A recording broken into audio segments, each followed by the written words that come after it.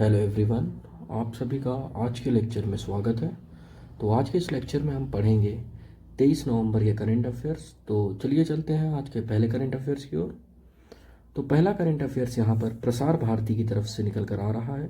तो प्रसार भारती के नए सीईओ के रूप में एक सीनियर आईएएस हैं गौरव द्विवेदी जी, इनको नियुक्त किया गया है।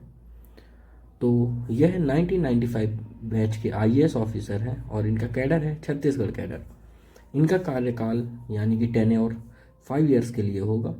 तो अगर बात करें प्रसार भारती की, तो प्रसार भारती इस्टेब्लिश किया गया था 1997 में और यह ministry of information and broadcasting के अंडर आता है। यह स्टेट ऑन पब्लिक ब्रॉडकास्टर है। तो चलिए चलते हैं अगले करंट अफेयर्स की ओर। अगला करंट अफेयर्स यहाँ पर दलाई लामा जी की तरफ से निकल कर आ रहा है। तो दलाई लामा जी को गांधी मंडेला अवार्ड से सम्मानित किया गया है और इनको यह सम्मान हिमाचल प्रदेश के मैक्लोडगंज में दिया गया है। हिमाचल प्रदेश के मैक्लोडगंज में हिमाचल प्रदेश के गवर्नर राजेंद्र विश्वनाथ आर्लेकर जी द्वारा यह सम्मान दलाई लामा जी को दिया गया है। तो अगर बात करें इस गांधी मंडेला अवार्ड की, तो इसकी शुरुआत हुई थी 2019 में और यह पीस, स्पोर्ट्स और अन्य सोशल इशू के लिए दिया जाता है। ठीक है, तो इसके बारे में आप लोग ज़रा जानकारी रखिएगा। तो चलिए चलते हैं अगले करंट अफेयर्स की ओर। तो अगला करंट अफेयर्स यहाँ पर नायका की तरफ से निकल कर आ रहा है। नायका जो कि एक ई कॉमर्स कंपनी है, इसके सीएफओ यानी कि चीफ फाइनेंस ऑफिसर इन्होंने अरविंद अग्रवाल जो कि हैं, इन्होंने रिज़ाइन कर दिया है कंपनी से।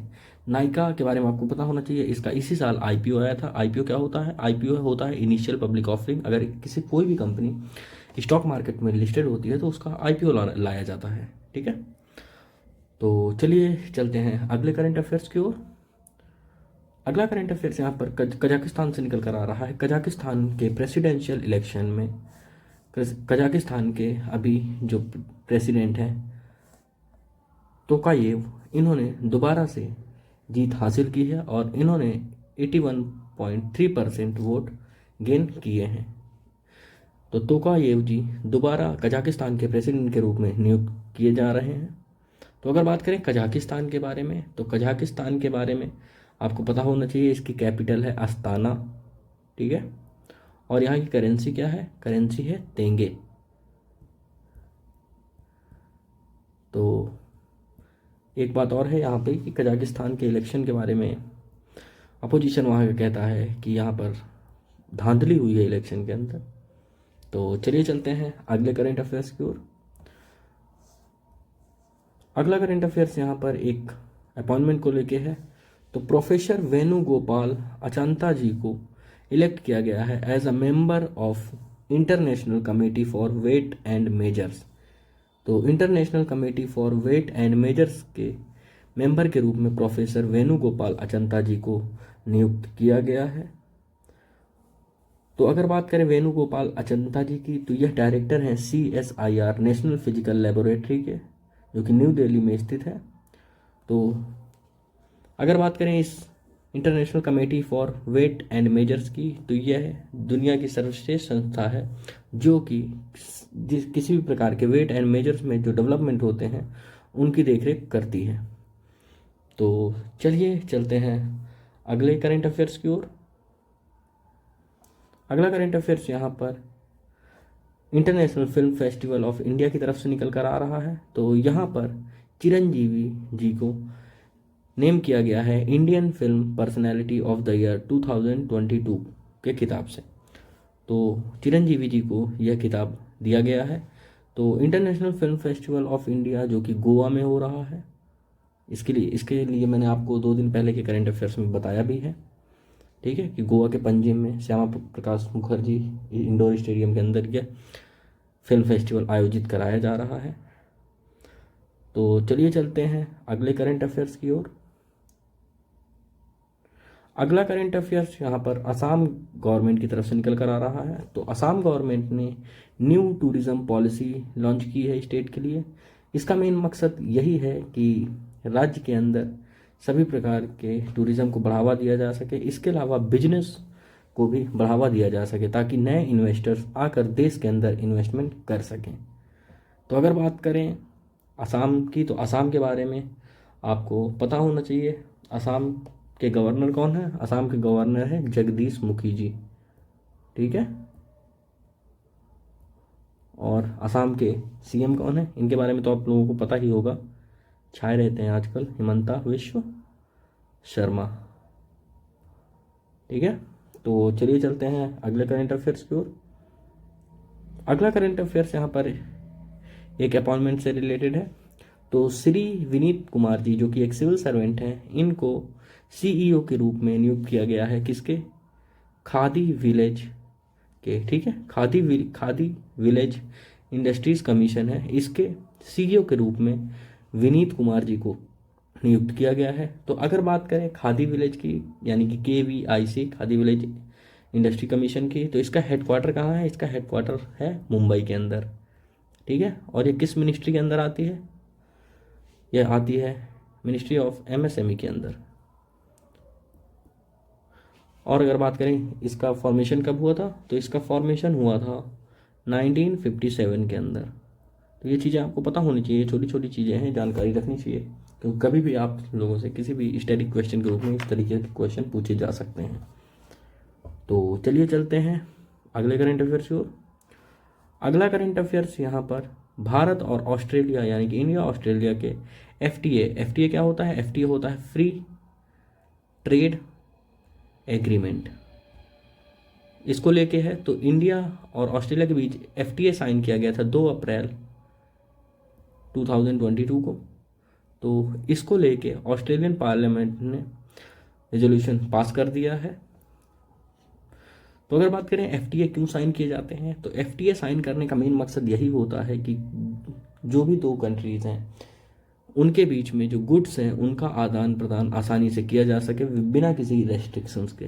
तो अगर बात करें इंडिया और ऑस्ट्रेलिया के FTA के बीच, तो इस FTA के थ्रू भारत और ऑस्ट्रेलिया के बीच 6000 से ज़्यादा गुड्स का आदान प्रदान बिना किसी रेस्ट्रिक्शंस के हो सकता है। इनमें textile, leather, furniture, jewellery, machinery जैसे सेक्टर कवर हो जाएंगे। और इस एग्रीमेंट को ऑस्ट्रेलियन पार्लियामेंट में पास हो जाने के बाद ऑस्ट्रेलिया के प्राइम मिनिस्टर एंथोनी एल्बनीज ने ट्वीट करके जानकारी भी दी। तो चलिए चलते हैं अगले करंट अफेयर्स की ओर।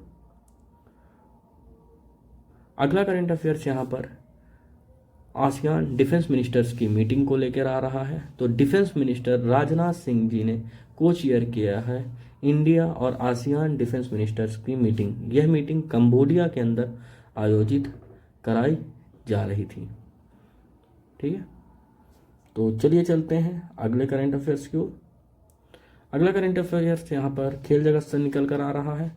तो इंडिया और ऑस्ट्रेलिया के बीच 3 मैचों की T20 सीरीज में भारत ने न्यूजीलैंड को 1-0 से हरा दिया है। यहाँ पर पहला और आखिरी मैच बारिश के कारण रद्द कर दिए गए थे और दूसरा मैच भारत जीत गया था। इस वजह से सीरीज भारत 1-0 से जीत गया है। तो चलिए चलते हैं अगले करंट अफेयर्स की ओर। अगला करंट अफेयर्स यहाँ स्पोर्ट्स से रिलेटेड है। तो फार्मूला 1 ड्राइवर सेबेस्टियन वेटेल, इन्होंने फार्मूला 1 से रिटायरमेंट ले लिया है और अबू धाबी ग्रां प्री के बाद इन्होंने रिटायरमेंट का यह फैसला लिया है। तो अबू धाबी ग्रां प्री में यह 10वें पायदान पर रहे हैं, जिसके बाद सेबेस्टियन वेटेल ने संन्यास की घोषणा कर दी। अगर बात करें मौजूदा टाइम में, तो अभी हाल फिलहाल में सेबेस्टियन वेटेल एस्टन मार्टिन के ड्राइवर हैं, रेसिंग ड्राइवर, ठीक है।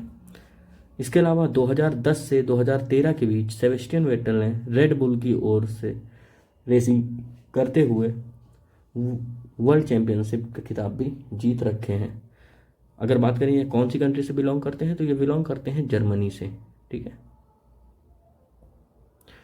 तो चलिए चलते हैं अगले करंट अफेयर्स की ओर। अगला करंट अफेयर्स यहाँ पर एक बुरी खबर है कि जो रसना के फाउंडर थे, रसना आप लोग जानते होंगे, बचपन में हम सभी ने पिया है, उसके फाउंडर अरीज पिरोज शॉ खम्बाटा जी का निधन हो गया है 85 वर्ष की आयु में। तो यही हैं अरीज फिरोज शाह खम्बाटा, जिन्होंने रसना ब्रांड की फाउंडेशन रखी थी। तो रसना की बहुत सारी ड्रिंक्स आती थी, मैंगो फ्लेवर, ऑरेंज फ्लेवर, जिसमें ऑरेंज फ्लेवर तो मुझे काफ़ी पसंद भी था। तो इनका निधन हो गया है। यहाँ पर आप देख सकते हैं कि यह अहमदाबाद बेस्ड एक कंपनी थी, जिसकी स्थापना 1976 में हुई थी। तो चलिए, आज के करंट अफेयर्स में इतना ही। अगर आप लोगों को किसी भी तरीके की कोई क्वेरी हो तो आप मुझसे कमेंट करके पूछ सकते हैं, और इसके साथ ही वीडियो को लाइक करें, शेयर करें, और चैनल को ज़रूर सब्सक्राइब करें ताकि आपको रेगुलर करंट अफेयर्स वीडियो इसी तरह मिलते रहें। ठीक है, तो चलिए मिलते हैं कल के करंट अफेयर्स वीडियो में। Thank you. इसके साथ ही अगर आप हमारे इस पीडीएफ लेक्चर के पीडीएफ को डाउनलोड करना चाहें तो आप वो टेलीग्राम चैनल से डाउनलोड कर सकते हैं। ठीक है, टेलीग्राम चैनल का लिंक हमारे कमेंट सेक्शन या डिस्क्रिप्शन में आपको प्रोवाइड कर दिया जाएगा। तो चलिए मिलते हैं कल के करंट अफेयर्स वीडियो में। धन्यवाद। Thank you.